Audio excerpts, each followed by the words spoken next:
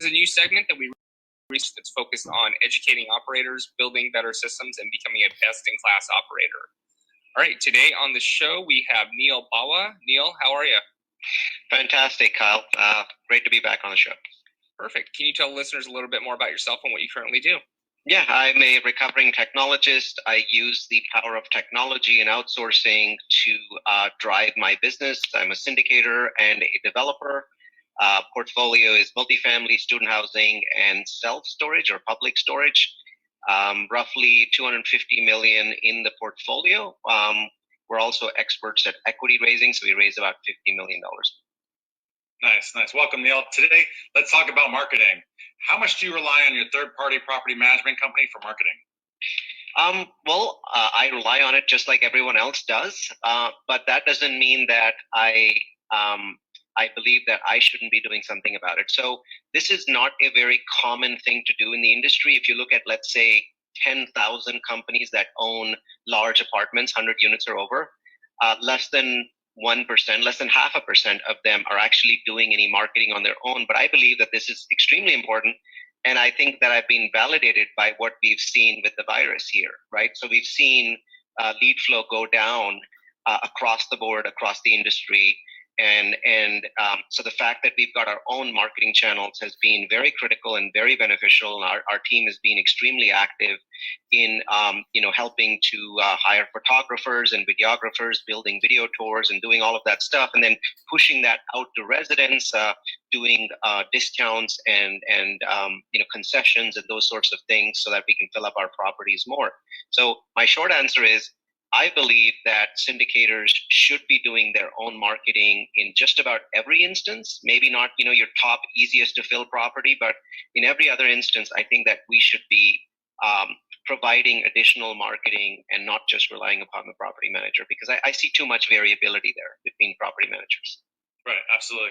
So you have this thing called mega marketing, and maybe can you explain a little bit about that? So mega marketing and mega leasing are the two concepts that we use to fill our properties. Mega marketing is easier and can be done by less scaled syndicators. Mega leasing is much more hard because it requires a call center. So mega marketing is the process of generating a large number of tenant leads or prospect tenant leads by actively engaging tenants and doing a very large number of listings across the board. We do listings on lots of different engines. We also use Facebook Marketplace. Marketplace is the hardest to use that compared to all of the others because it is an active conversation. So if you just list something on Marketplace, you will see a very large number of people with the same exact question, which is this available, right? So you're going to see that over and over and over again when people just keep asking, is this still available or is this available? So it requires, a back and forth conversation, which obviously is very manpower heavy. But then we've got other channels that we use. We use the Zillow Marketplace. We use Cozy. We use Rentler.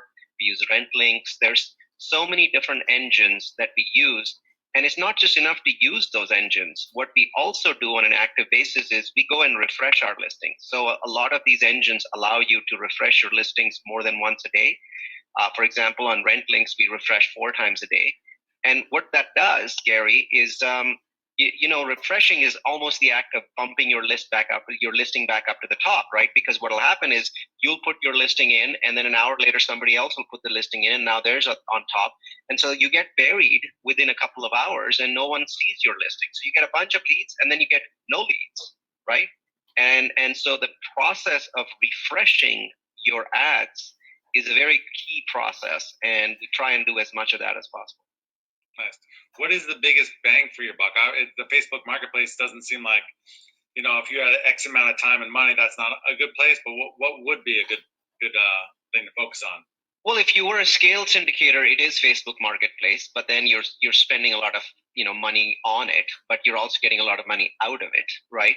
But if you're not a scaled syndicator, then I would suggest that you look at RentLinks. So they have an annual membership that you can buy for all of your properties, and you can basically,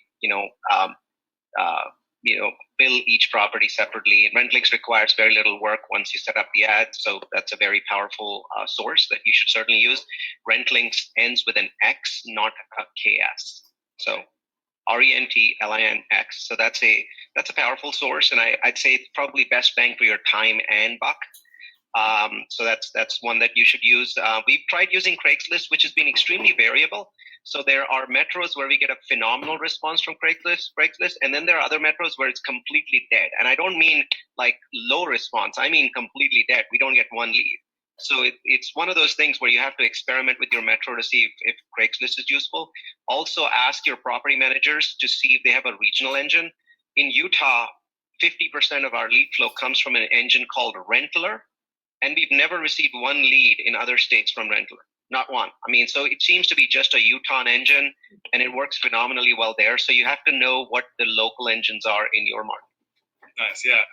Before you buy a property, you need to know that submarket, and I guess when you're at marketing as well, you need to know that submarket. It's a process of learning. I mean, I wouldn't buy a property just because I knew how to market in that area. There's lots of other reasons. But once I buy the property, I want to be as aggressive as possible to keep it rented up, especially today where, we have a major crisis hitting us. Absolutely. I mean, a couple percentage points on your economic occupancy is a huge return for you and your investors. It's a massive return. So, basically almost all of the profit in the apartment industry is between the 87% and the 97% mark. That's where, if not all of your profit, the overwhelming majority of your profit lies there. So a lot of people don't understand that when your occupancy reduces 1%, your profits often reduce by 10%. So you have to go ouch. And sometimes the fact that it's 1% means that people don't react, and that's the problem.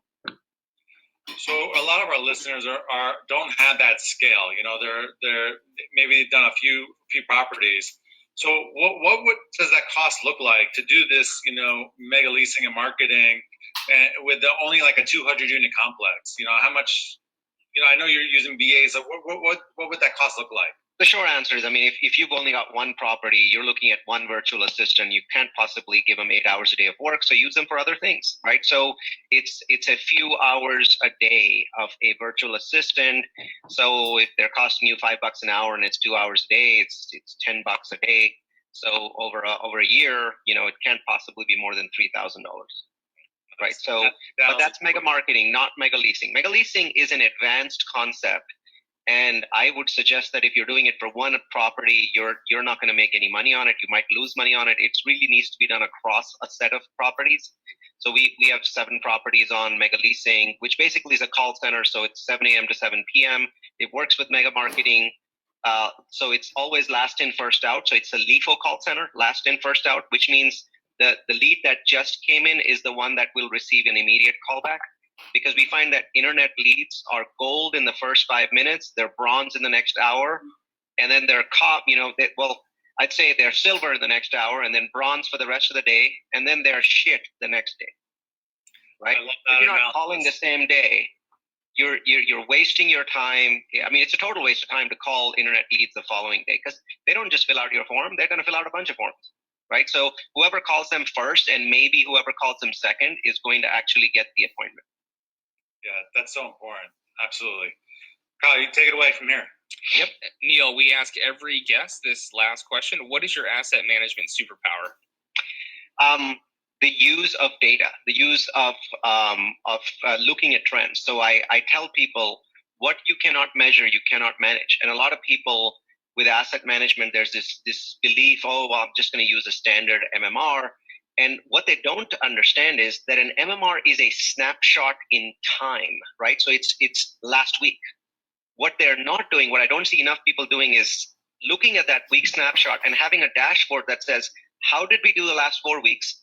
And then how did we do the last 13 weeks? And if you're not constantly looking at that 4-week rollback or that 13-week rollback, then you're not doing it right? So here's a perfect example of superpowers. You see your weekly dashboard and you see that your property manager has managed to do 3 unit turns. And you're like, and it's a 250 unit apartment complex. You're happy. 3 unit turns. He's doing really well. No, but if you look at the last 4 weeks, he's done 3 in 1 week. He's done 1 in 1 week, and then 2 in 1 week, and 0 in another week. So what he's actually done is he's only done 6 unit turns over 4 weeks. And that's 1.5 unit a week. You cannot ever hit 95% occupancy if you only turn 1.5 unit a week on a 250 unit, right?